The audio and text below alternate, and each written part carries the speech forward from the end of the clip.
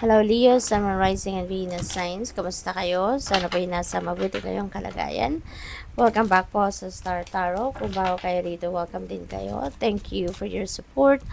I truly appreciate it. God bless you all. Leo, pauna mensahe po ninyo, 4 of Wands. Ayan, so may celebration dito. Ang iba sa inyo, baka meron kayong a-attendan celebration. Pwedeng okasyon yan ng pamilya, 'di ba? Or okasyon sa mga kaibigan, baka merong imbitasyon sa inyo. Pwede rin na merong kasalan, no? Baka kayo ikakasal, or kung hindi man, baka kayo may dadaluhang kasalan. So, pwedeng ganun din.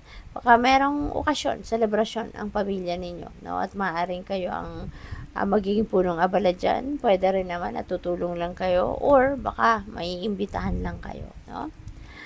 We have 7 of Swords. Ayan, ingat kayo.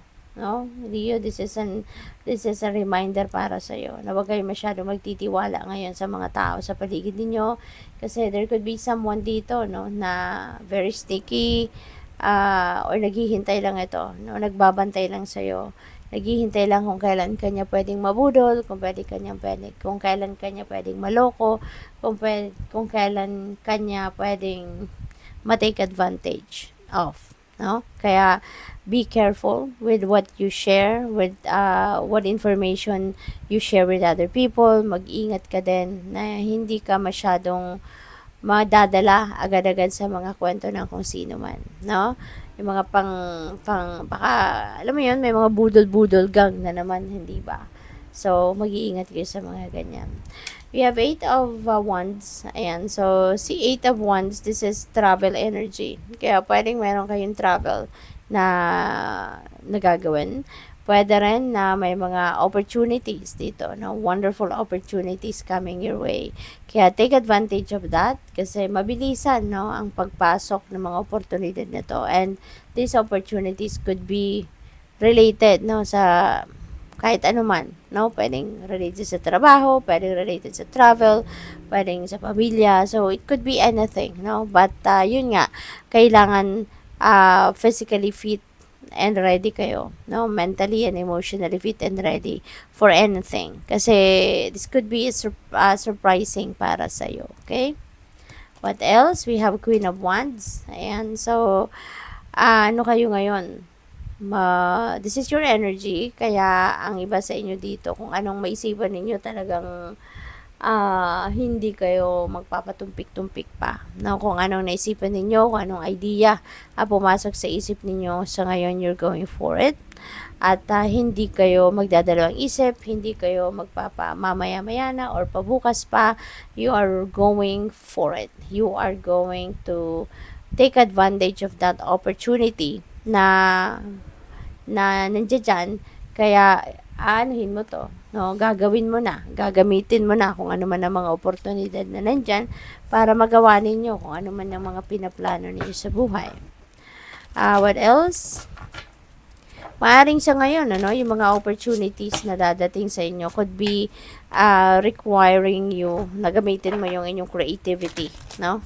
Pwedeng ganon. So, pwedeng trabaho or ano yan, pwedeng racket. So, what else? We have transformation. Mayroong pagbabagong magaganap, no, sa buhay ninyo at this time. At that could be in various areas of life, no? Depende yan sa inyong sitwasyon. But definitely, merong pagbabago. Merong kayong babaguhin, no? What else? We have uncertainty. Ayan. So, kalma lang, no? Kalma lang. Pag-isipan lang ninyong munang mabuti. Maaring hindi naman yan rush. Maaring hindi naman yan nagmamadali. So, pag-isipan muna ninyong mabuti kung ano ang dapat ninyong gawin dito. Okay? Maybe, kailangan mo muna na mag-step back muna kayo from that situation at pag-isipan ninyong mabuti. If you feel like mas makakabuti sa inyo if you're going to ask for help from other people, asking for guidance from other people, opinion, ano, so go for it para nang sa gayon magkaroon kayo ng kalinawan din sa inyong isipan. We have retreat. Ayan. So, maybe ito din ang isa sa makakatulong sa inyo. Mag-retreat kayo, mag-solitude kayo, mag-me time kayo para nang sa gayon, makapag-nilay-nilay kayo, makapag-muni-muni, makapag-isip-isip kayo ng kung ano ang nararapat ninyong gawin, no? Regarding that something na maaaring kailangan ninyong pagdesisyonan. Okay? So, what else? We have trust. Ayan, magtiwala lang kayo, no? Magtiwala kayo sa divine plan, magtiwala kayo sa divine universe, magtiwala kayo sa inyong capabilities. Okay? Kasi lahat tayo, we are given that opportunity na mangarap. Lahat tayo, we are equipped, no? With talents, skills, and gifts na yun ang dapat nating gamitin para makamit natin ang tagumpay. Makamit natin yung mga pangarap natin, 'di ba? Ma-achieve natin yung mga goals natin. Kaya ang importante dito, tiwala, no? Magtiwala kayo sa sarili ninyo at sa inyong mga capabilities. So, what else?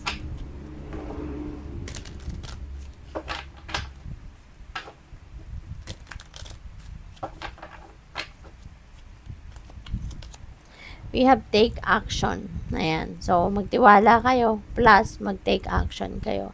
So, make plans for it. Diba? Mas magandang pagplanuhan muna ninyong mabuti kung ano man yung kailangan ninyong gawin, 'di ba? Para makalapit kayo dun sa goals ninyo. So, pag-isipan mabuti before you take action. Kasi mas magandang pinagdidiskartehan muna, pinag-iisipan muna, 'di ba? Para at least meron kayong plan A, plan B, plan C, 'di ba? So, kaya kailangan na diskartehan muna, pag-isipan, and then when you're ready, then take action para tuloy-tuloy, no? Yung momentum ninyo. We have a Apophyllite, stay positive. Okay? Stay positive. Never ever think negatively. Kasi the more na magna-negative thoughts kayo, ay nako, diba? Mas lalong masasayang ang effort ninyo. Mas lalong masasayang kung ano na yung mga nasimulan ninyong gawin or kung anong pinaghandaan ninyo. Diba? Ay kung mapipigilan kayo ng takot, mapipigilan kayo ng procrastination, mapipigilan kayo ng pagda-doubt sa inyong sarili, 'di ba? So sayang nang sinimulan na ninyo. Kaya stay positive, okay? Once na nag-take action kayo, stay positive, continue to work on it, 'di ba? And pasasaan ba at mararating mo din yung tagumpay. We have Iolite, shift your money mindset. Kasi, pwede na ang iba sa inyo rito is nagne-negative thoughts, no? Nagfe-feeling lack, maaring ganon. Kaya ngayon, baguhin po ninyo yan, para nang sa gayon, positibo ang mga mangyari sa buhay ninyo, magaganda at positibong experiences ang dumating sa buhay ninyo, no? Shift your money mindset into abundant and prosperous mindset. We have start fresh. Ayan, merong sisimulang bagong ganap, no? When there is transformation, so definitely, merong mag-e-end dyan, merong magsasarang pinto dyan, and you will be ready to start fresh. You will be ready to start a new situation, a new endeavor, diba? Yung mga ganon. So, definitely, meron ditong new beginning na magaganap, no? Sa iba't ibang parte ng buhay ninyo. So, good luck. Thank you for watching Love and Light. Namaste.